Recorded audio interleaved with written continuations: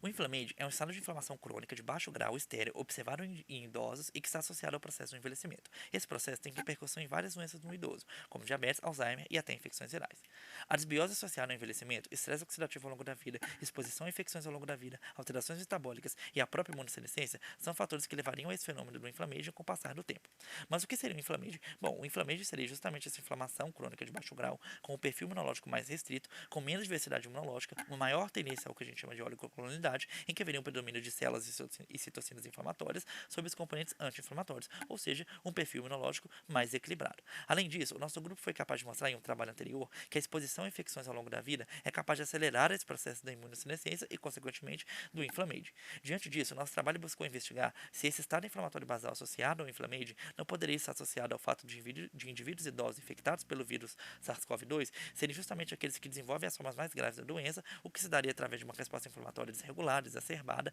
restrita, pouco diversa e que tende à oligocoronalidade, tal como o inflamade influenciada por ele.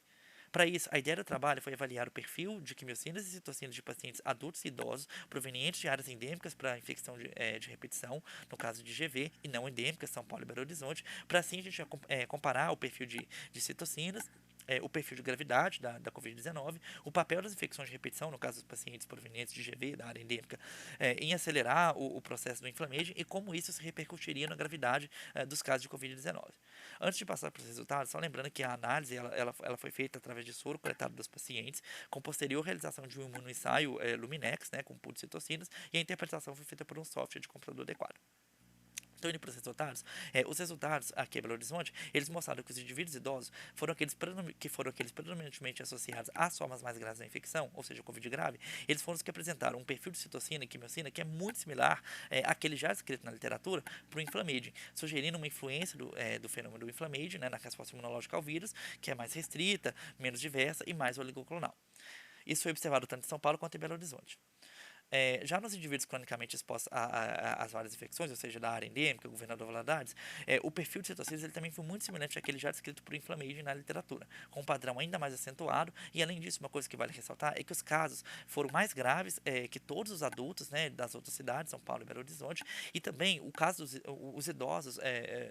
apresentaram um caso mais grave que os idosos de Belo Horizonte. Então, como conclusão,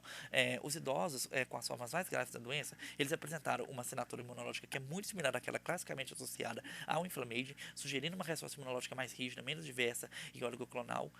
Isso estaria associado a uma maior predisposição a uma resposta imunológica desregulada, aquela tempestade de citocinas, sepsis viral e o quadro mais grave da Covid-19. E, além disso, os idosos de GV foram aqueles que apresentaram um quadro mais grave quando comparados a todos os adultos e idosos de Belo Horizonte, sugerindo um papel das infecções de repetição no aceleramento dessa imunossenescência e do inflamage que estaria impactando aí na resposta na Covid-19 e na gravidade do quadro.